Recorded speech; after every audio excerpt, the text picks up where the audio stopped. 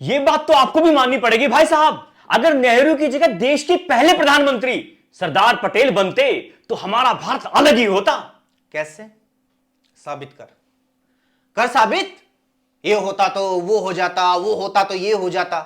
अगर सरदार पटेल पहले पीएम बनते तो इस बात की भी गारंटी है तुम लोग आज नेहरू की सबसे ऊंची मूर्ति बनवा रहे होते। तुम लोग आज ये झूठ फैला रहे होते कि कांग्रेस ने तो कभी पंडित नेहरू का सम्मान ही नहीं किया। अगर पंडित नेहरू पहले प्रधानमंत्री बनते तो हमारा भारत अलग ही होता। क्योंकि सच्चाई ये है कि तुम लोगों को ना नेहरू से कोई वास्ता है और ना ही पटेल से कोई लगाव। तुम्हारे पूर्वज गोडसे और सावरकर तो गांधी, नेहरू, पटेल, सुभाष चंद्र बोस सभी को रावण मानते थे और उनका वध करना चाहते थे। अरे आप गोडसे और सावरकर को बीच में लाकर असली मुद्दे से मत भटकाओ। ये बताओ कि क्या ये बात सच नहीं है जब 1946 में कांग्रेस अध्यक्ष का चुनाव हुआ तो कांग्रेस की 15 प्रदेश समितियों में से 12 ने सरदार पटेल को वोट दिया था। अच्छा, अध्यक्ष पद का चुनाव वोट से होता है। ये मोहन भागवत जब आरएसएस प्रमुख बने तो कितनी कमेटियों ने उन्हें वोट दिया था? अगले सरसंचालक के चुनाव में कितनी कमेटियां वोट करेंगी? कर दी ना बेवकूफों वाली बात।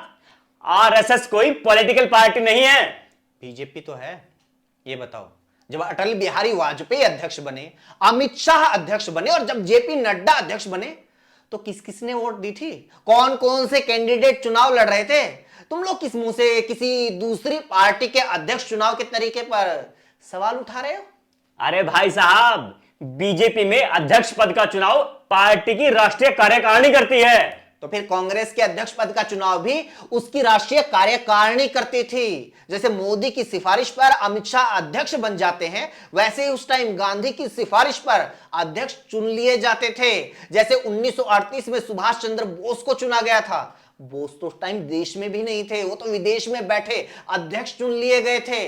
अगर कांग्रेस में वोटिंग से अध्यक्ष चुना जाता था तो प्रदेश कमेटी नहीं, पार्टी डेलीगेट्स की वोट से चुनाव होता था। जैसे सुभाष चंद्र बोस को दूसरी बार चुना गया था, जैसे अब मल्लिकार्जुन खड़गे को चुना गया है। हजारों डेलीगेट्स वोट करते हैं और अपना अध्यक्ष चुनते हैं। यह फैसला कोई 12 या 15 कमेटियों के वोट से नहीं होता था और अब भी नहीं होता। लेकिन कुछ संघी लेखकों ने बरसों बरस तक ये झूठ फैलाया कि अध्यक्ष तो पटेल को बनना था, लेकिन नेहरू तो जबरदस्ती अध्यक्ष बन गए। जबकि सच्चाई यह है कि नेहरू उम्र में पटेल से काफी छोटे थे, स्वस्थ थे। उस वक्त सभी का यह मानना था कि कांग्रेस में नेहरू ही एक ऐसे नेता हैं जो अंतर्राष्ट्रीय मामलों की सबसे ज्यादा समझ रखते हैं। नेहरू ही वो नेता थे जिनके बारे में सभी लोग मानते थे कि वर्ल्ड वॉर 2 के खत्म होने के बाद उपजे इंटरनेशनल सिनेरियो में नए आजाद भारत की सबसे अच्छी वकालत नेहरू ही कर सकते हैं। उस टाइम की किताबें, यहां तक कि सरदार पटेल के खुद के दस्तावेजों से भी यह बात साफ हो जाती है कि नेहरू के प्रधानमंत्री बनने पर किसी भी बंदे की असहमति नहीं थी। ये तो गांधी के हाथ में था। अगर गांधी चाहते तो पटेल पीएम बन जाते। बिल्कुल, गांधी के हाथ में था। अगर वो चाहते तो पटेल को राजनीति में ही ना लाते।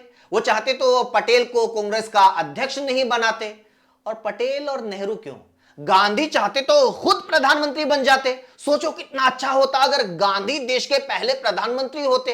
किसी की हिम्मत नहीं थी उनका विरोध करने की और कोई टुच्चा गुंडा उनकी हत्या करने की हिम्मत भी ना कर पाता, है ना? अबे हुआ है कोई दुनिया में ऐसा इंसान जो कदमों में पड़ी प्रधानमंत्री की कुर्सी को छोड़कर नोआखली में दंगे रुकवाने के लिए चला जाए? ये पद की लड़ाई तुम्हारे जैसे लोगों के लिए होगी जो अपने गुरु को मार्गदर्शक मंडल में बैठा देते हैं। गांधी, नेहरू, पटेल वो टुकड़ों में फैले देश को समेटना चाहते थे, उसे एकजुट करना चाहते थे। हजारों भिन्नता, मत भिन्नताओं को एक साथ जोड़कर देश बनाना चाहते थे।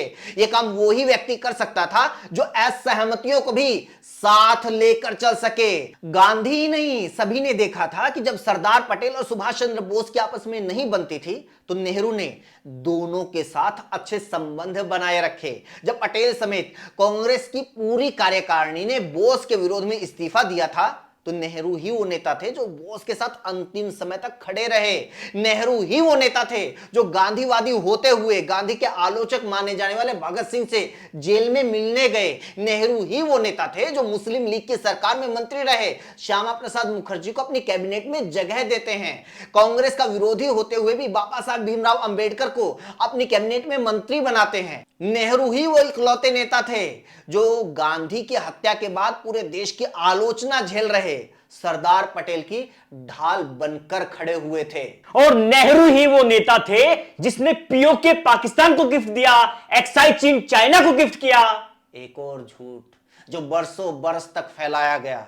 अबे नेहरू ही वो नेता थे जिसने अंग्रेजों द्वारा भारत को थमाए गए नक्शे के एरिया को अपने कब्जे में लेकर उस नक्शे को पूरा करने की कोशिश की। इसे नेहरू की फॉरवर्ड पॉलिसी कहा गया।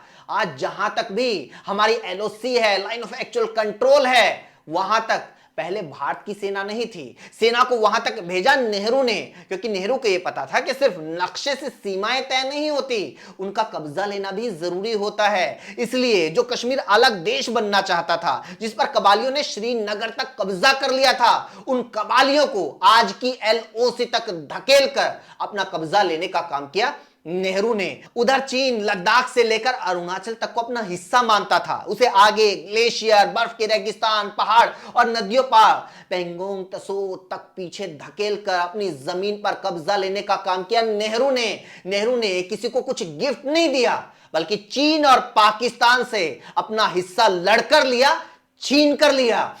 अगर ऐसे ही लड़कर लेने वाले थे तो पीओके भी ले लेते, एक्साई चीन भी ले लेते, जरूर लेते, लेकिन नए नए आजाद हुए गरीब देश की कुछ सीमाएं थी। उसे तय करना था कि रोटी की लड़ाई लड़े या सीमा की लड़ाई लड़े। उसे तय करना था कि देश के पास जो थोड़ा बहुत है उसे डेवलपमेंट पर खर्च करना है या युद्ध के मैदान में झोंकना है। उस समय अपने सामर्थ्य के हिसाब से देश ने लड़ाई लड़ी। पहले अंग्रेजों से, फिर पाकिस्तान और चीन से लड़ी और उसमें बहुत आगे तक जीत हासिल की, और कुछ लड़ाई आने वाली पीढ़ियों के लिए छोड़ दी, मोदी के लिए छोड़ दी। उन्होंने तो उस दौर में भी 550 रियासतों को मिलाकर 32,87,263 वर्ग किलोमीटर का विशालकाय देश बनाकर दे दिया। अगर उसमें कुछ किलोमीटर की कमी है तो मोदी को किसने रोका है उसे वापस लेने के लिए?